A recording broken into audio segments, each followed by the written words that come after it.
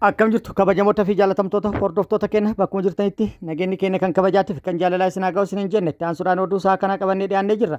Hangaduma sagantaa kanaatti nu wajji turuudhaan itti bohaaraan affeerraa keenya kun biiftuu oroodha keessanii jajjabeeffadha. Laayik sheer godhuu hin dagatina kallattimaan gara mata duree oduu amma qabadhetti yeroo dabru oduun jalqaba. Mormiin barattoota kolleejjiiwwan barsiisota naannoo Oromiyaa keessa jiran keessatti dhohee ture bakkoota garaagaraatti kan itti fufee ta'ullee deebiin gammachiisan waan kenname fakkaata.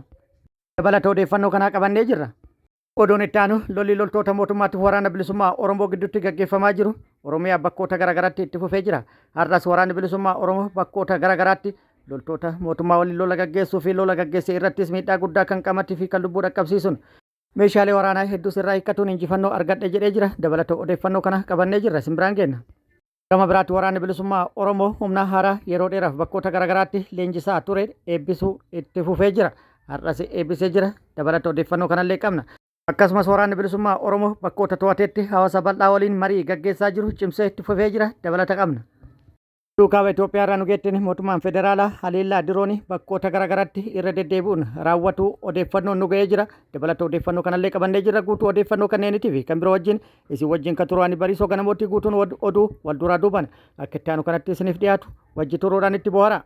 Oduun kun oduu amme yookaan immoo breaking news shawaa baha naannawa magaalaa Matahaaraatti kirkirri lafaa uumamee jira. Kan uumames kaleessa galgala hagayya 9/2026 sa'a 2:11 irratti yoo ta'u kirkirri lafaa uumame kun reektarii iskeelii 4.6 shallagame jedhamee jira. Dhaabbanni volkaanoo diiskaavarii jedhamu akka gabaasetti kirkirri lafaa kun magaalaa Matahaaraa irra kallattii Affaarii fi akkasumas kallattii garaagaraatiin fageenya dheeraa irratti dhagahame jechuudhaan gabaasee jira. Dhaabbatichi kun itti dabaluunis akka gabaasetti kirkirri lafaa kun kan mudate lafa keessa fageenya kiiloomeetirii 10 irratti mudate jedhee jira. Kirkira lafaa mudate kanaan rakkoon qabeenya fi namarrattis kan hin dhaqqabin ta'uun kan gabaafame yoo ta'u taateewwan biroo kirkira lafaa kana hordofuudhaan dhalatuu danda'an kan uumamaan walqabatee mul'atuu danda'an hin uumamne jedhamee jira. Oduun kun oduu baay'ee nama gammachiisudha. Mormiin barattoota kolleejjii barsiisota naannoo Oromiyaa guutuu keessatti gaggeeffamaa ture bu'aa argate fakkaata. Barattoota kolleejjii barsiisota naannoo Oromiyaa keessa jiran guutumaan guutuutti sagantaan eebbaa hin jiru, teemporaariin kennamu hin jiru jechuudhaan beeksifamanii turan.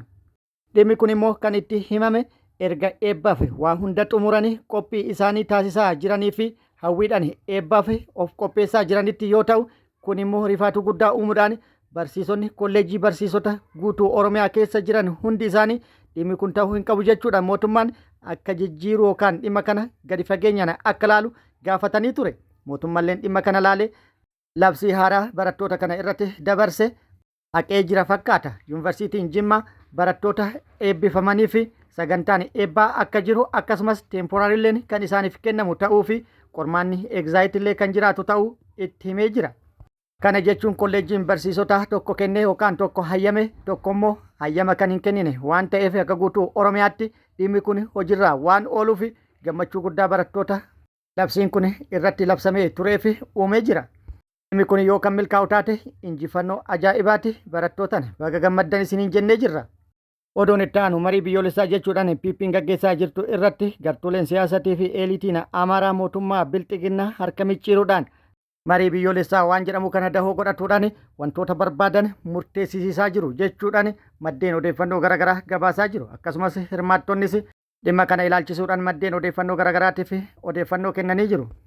Gartuuleen siyaasatii fi eelitiin Amaaraa kunneen seensa heera mootummaa irraa saboota fi sablammoota kan jedhu nuuf haqaa jechuudhaan gaafatanii saboota fi sablammoota waan jedhu haquudhaaf murtaa'eef jedhamee jira. Akkasumas keeyyata 39 heera mootummaa keessatti ofiin of bulchuu hanga fottoqqii kan jedhu hanga fottoqqii jecha jedhu kana akka haqamu gaafatanii murtaa'eef jedhamee jira.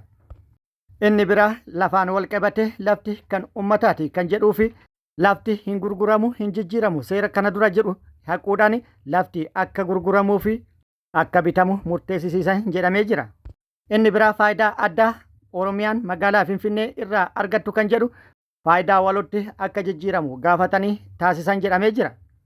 Dhimma kanaan wal qabate yookaan murteedhaan murtaa'an kanaan wal qabate xiinxaltoonni siyaasatii fi akkasumas hayyoonni siyaasaa yaada kennaniin murteewwan murtaa'an kana kan murteesse bilxiginnaa mataa isiiti gartuuleen siyaasatii fi akkasumas elitiin Amaaraa dhimma kana irratti yoo fuula piipirraa yookaan bilxiginnaa irraa hin argatin mormiin isaan taasisanii murteessisiisan inuma hin jirre inuma hin taane jechuudhaan xiinxalaan siyaasaa maqaan isaa akka hin dhaamne nu gaafate tokko yaada kana kennee jira.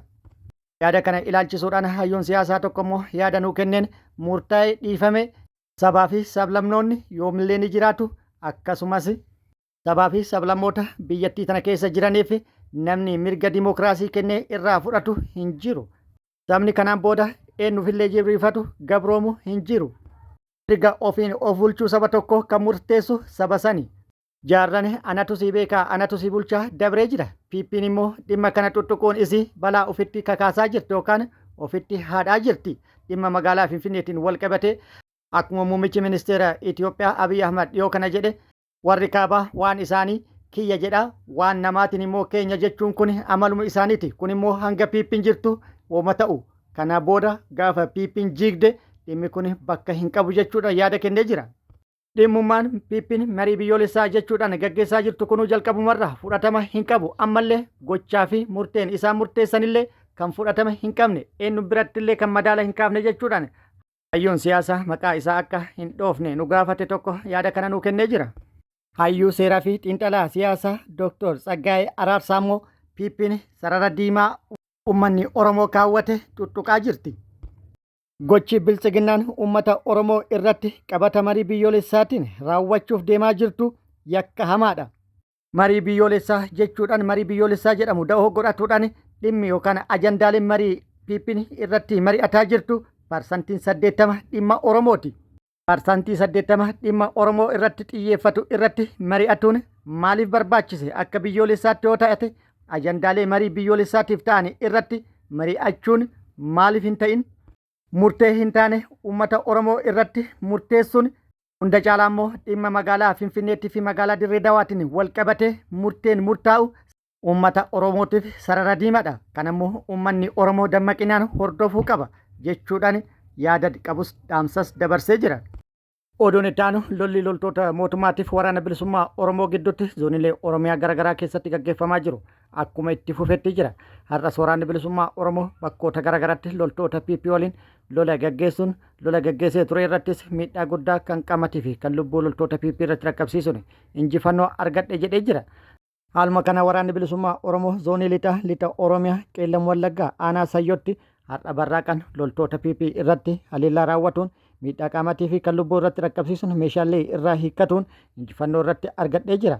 Qeellam Wallaggaa aanaa Sayyoo ganda maaxaa bakka addaa haroo jedhamutti har'a hagayya 10/2026 haleellaa loltoota PP irratti raawwateen loltoota PP 2 battalumatti addunyaa kanarraa yoo godaansu 3 immoo jiratti harkaan qabe meeshaalee waraanaallee irraa hiikkatuun injifannoo irratti argadhe jedhee jira. AKM 5 fi meeshaalee biroollee irraa hiikkadhe jedhee jira.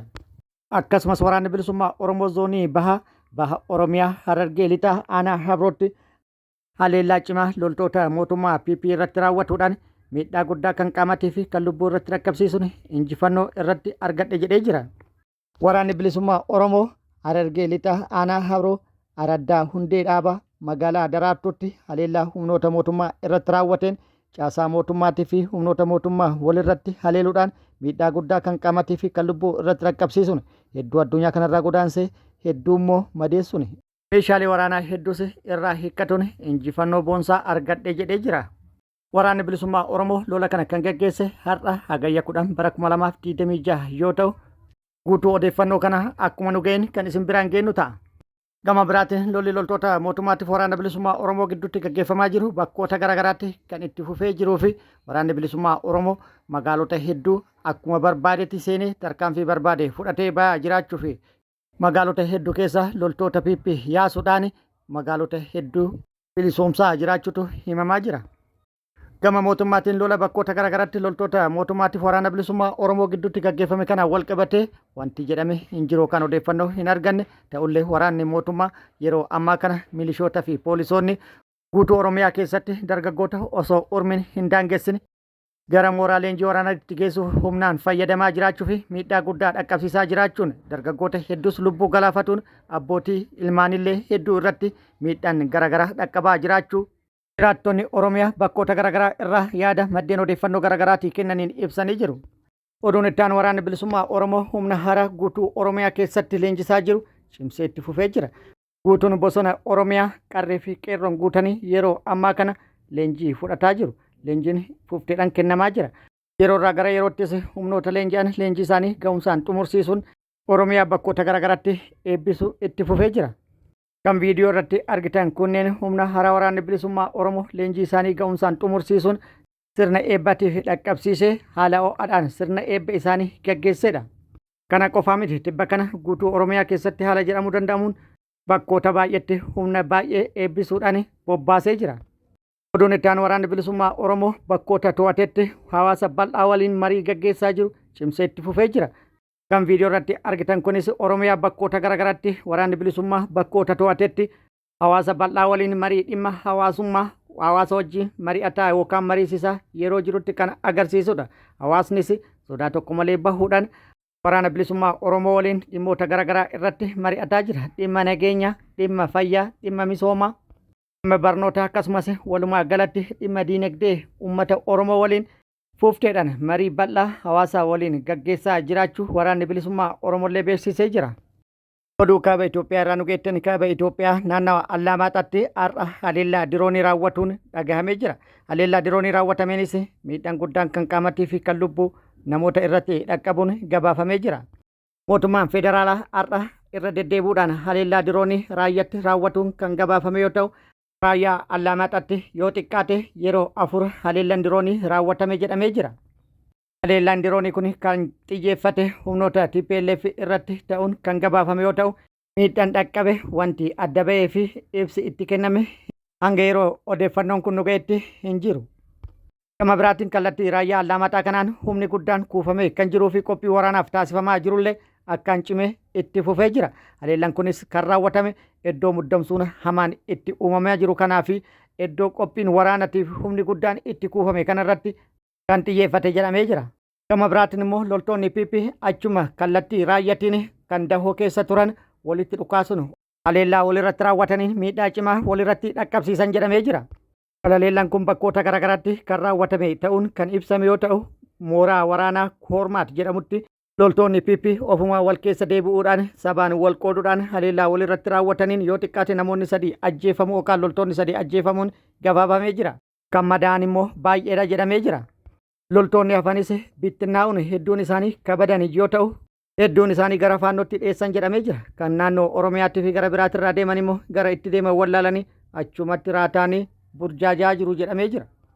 Kabajamoota fi jaalatamtoota hordoftoota keenya oduun ammaaf qabanne kan hanga ammaa kana guutuu oduu wajjin isin wajjin kan ture ani Bariisoo Ganamooti. Hanga yeroo itti aanutti deebinee wal agarrutti nageenyi Rabbi isiniif haa baay'atu. Nagatti nu turaa hawwii kennaa nagatti nu turaa.